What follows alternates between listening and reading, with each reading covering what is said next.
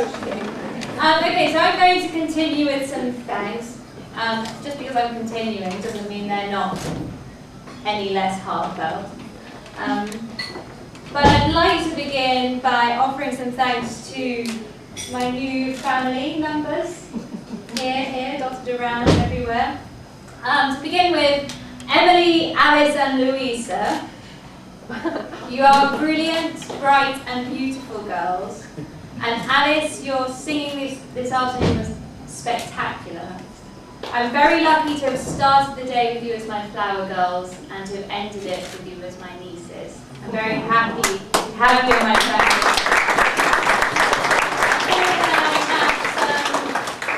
I have some gifts for you which you can come and get in a bit.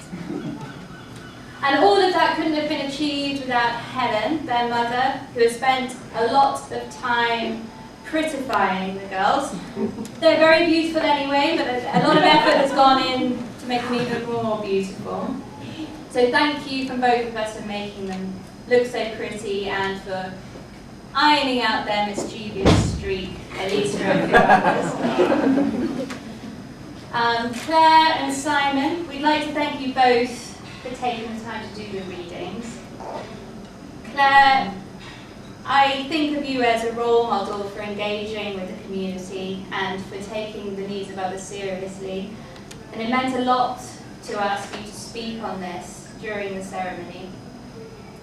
And we're so grateful to you, Simon, for finding and reading the perfect poem from the work of the great Thomas Maxson. Mary and Angela, thank you so much for doing a superb job with the flower arranging. You've made it so easy to coordinate, despite the miles between us. It was all absolutely beautiful. Tony, we'd like to give you a special thanks for staying cool, calm and collected throughout this whole ordeal.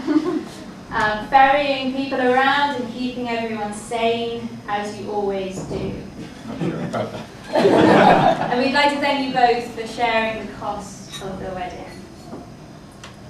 From the beginning of my relationship with Philip, you've all made me feel very welcome in your family, and I'd like to stay. Rosie and Michaela, my bridesmaids, my beautiful bridesmaids, you've both been incredibly supportive.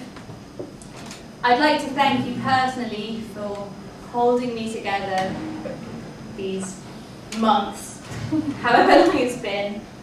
And Philip would also like to thank you for holding me together, for different reasons.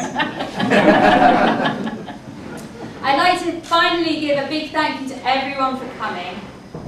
I think the majority of you, almost all of you, live nowhere near Liverpool, and we both really appreciate the efforts you've made to come here and celebrate our day with us in a place that neither of us live.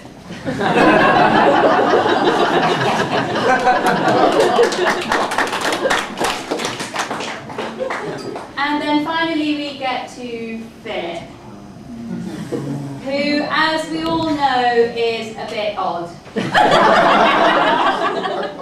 Many times I've sat and watched his foot inch closer and closer to a glass of wine that's been carefully balanced on the edge of his laptop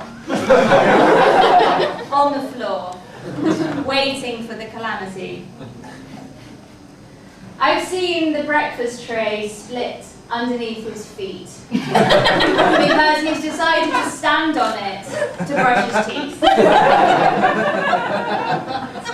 I've given him train tickets to look after, only to find that seconds later he has torn them up into little balls in his pockets.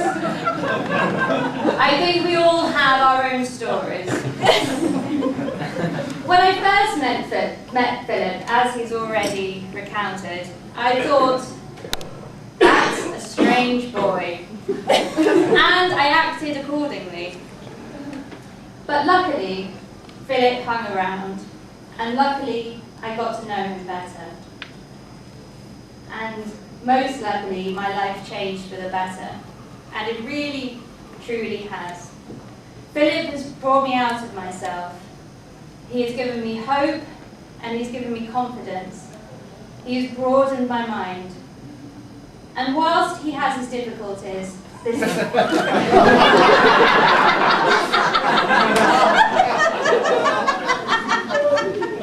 is far from being a difficult relationship. And I love him with all my heart. Here is to a long life with Philip, a strange and lovable boy.